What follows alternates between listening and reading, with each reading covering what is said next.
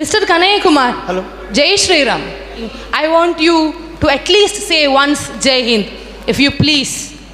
If you please can say Jai Hind once. देखिए, एक तो आपने जय श्री राम कहा है, लेकिन हमारे यहाँ लोग सीताराम बोलते हैं। हाँ।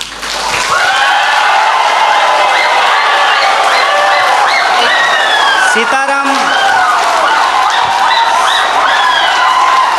Excuse me. आप लोग सीताराम भी बोलो, ये लोग इन खिलाफ जिंदाबाद बोलेगा, पर मेरा एक ही क्वेश्चन है आपके पास।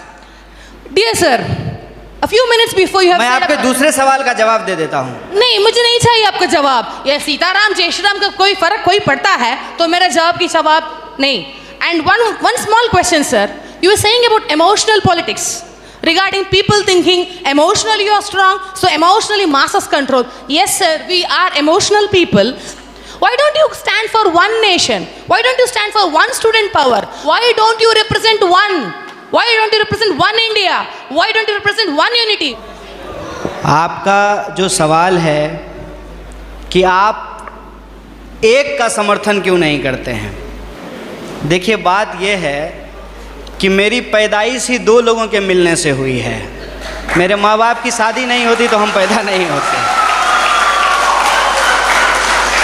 मेरे माँ और बाप दो लोगों की शादी हुई और ऑब्वियसली शादी होने के बाद जो वो किए होंगे उसके चलते हम पैदा हुए हैं, तो उसमें दो लोग मिले हैं।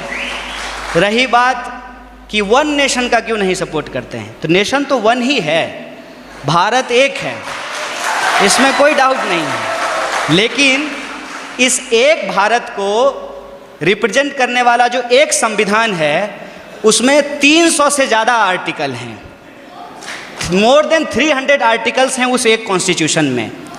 और जो आप कह रहे हैं कि वन नेशन, उस वन नेशन को रिप्रेजेंट करने के लिए जो एक पार्लियामेंट है उसमें भी दो सदन हैं, लोकसभा और राज्यसभा, और उसमें से जो चुन करके लोग जाते हैं उसमें भी कोई एक लोग नहीं जाते हैं, उसमें 545 मेंबर्स जाकर के पहुंचते हैं। तो हमारा जो वननेस है वो वननेस एक्चुअली डाइवर्सिटी को रिप्रेजेंट करता है, उसमें डाइवर्सिटी है। और आपने जो सवाल पूछा जय श्री राम, जय श्री राम आप बोलिए, ये आपकी आज़ादी है, आप जय श्री राम बोलिए, जय हनुमान बोलिए, आपको जो बोलना है बोलिए, क्योंकि इस बात को बोलने की इजाज़त हमको हमारा संविधान देता है। इसीलिए मैं आपसे ये आग्रह करूँगा कि आप कभी कभी उस संविधान की भी जय बोलिए जो आपको बोलने की आज़ादी देता है।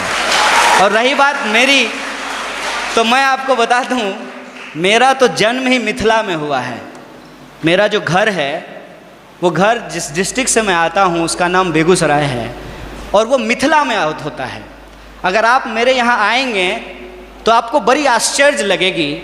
हमारे गांव में हर साल ये जो अगहन का महीना होता है हिंदी का, उसमें अयोध्या से बारात आती है और लड़के आते हैं बाराती बन करके, और राम लक्ष्मण आते हैं बर बन करके। और हमारे गांव में राम जानकी मंदिर है जहाँ पे हर साल राम विवाह होता है। और मैं मज़ेदार बात आपको बताता हूँ, मिथिला के जो लोग होते हैं वो राम जी को गाली देते हैं। पता है क्यों? क्योंकि मिथिला राम जी का ससुराल है और इस लिहाज से वो राम जी को मजाक करते हैं। हमारी संस्कृति में जब शादी ब्याह होता है तो जो बारात आती है तो बारातियों को सारातियों के द्वारा गालियां सुनाई जाती है, उनको गालियां दिया जाता है। जब आप हमारे यहाँ आएंगे तो आपको बड़ा आश्चर्य लगेगा कि राम जो भगवान हैं उनको स्वागत में लोग गालियां दे रहे हैं। ये हमारा ट्रेडिशन है। और हम जिस संस्कृति जिस कल्चर में पले बढ़े हैं वहाँ कभी भी किसी भी भगवान को अकेले नहीं याद किया जाता है। आपने कहा ना वननेस, उनको अकेले नहीं याद किया जाता है। हमेशा राम को सीता के साथ और राधा को कृष्ण के साथ याद किया जाता है। ये हमारी परंपरा रही है। ये बड़ी आश्चर्य की बात है कि आप यूथ हैं और जो है मैं तो पीएचडी कर लिया और मैं उम्मीद करता हूँ कि आप भी पीएचडी कर पाएँ। अगर आप पीएचडी करें तो मेरा आपसे ये आग्रह होगा कि आप इस देश में जितने रामायण लिखे गए हैं, कम से कम उन रामायणों पे ही आप पीएचडी कर लीजिए। और मैं आपको बताता हूं कि हिंदुस्तान में कम से कम 300 से ज़्यादा रामायण लिखे गए हैं, मोर देन 300।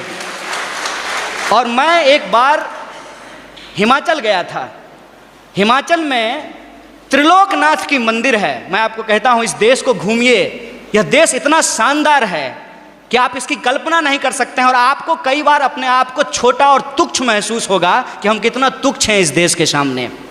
जब आप त्रिलोकनाथ मंदिर जाएंगे तो त्रिलोकनाथ मंदिर में भगवान बुद्ध की मूर्ति है और भगवान बुद्ध की मूर्ति के ऊपर भगवान शिव का मूर्ति बनाया गया है, सर के ऊपर बनाया गया है। और उस मंदिर में पहले हिंदू साधु आते हैं जो प्रार्थना करते हैं, उसके बाद बुद्धिस्ट मोंक आते हैं जो वहाँ जाकर के परिक्रमा करते हैं। ये हिंदुस्तान की खासियत है। ये हिंदुस्तान की खासियत है कि वहाँ जो लाहौल, मैं उस ज़िले की बात कर रहा हूँ और मैं फैक्चुअली अगर गलत होऊंगा तो आप मुझे करेक्ट कीजिएगा।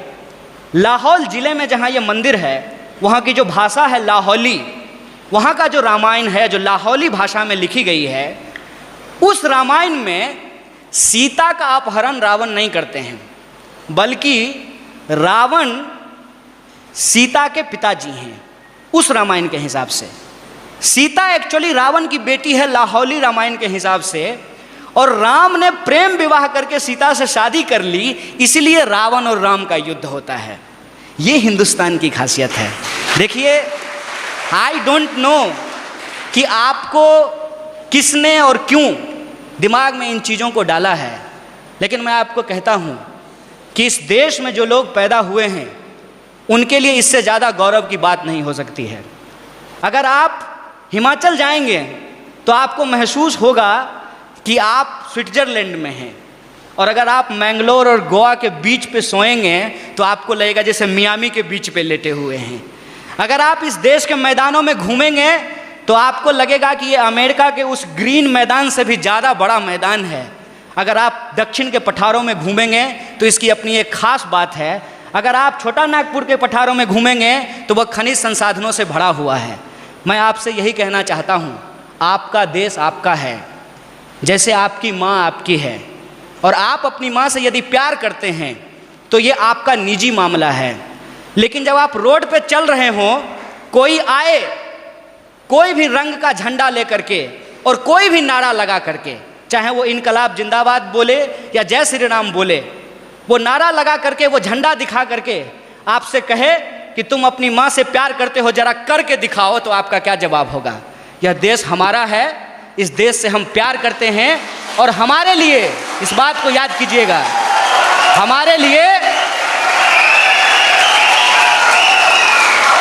हमारे लिए प्यार नुमाइश की चीज़ नहीं है। हम प्रेम करते हैं और अपने दिलों में लेकर के घूमते हैं। बहुत बहुत शुक्रिया, बहुत बहुत धन्यवाद।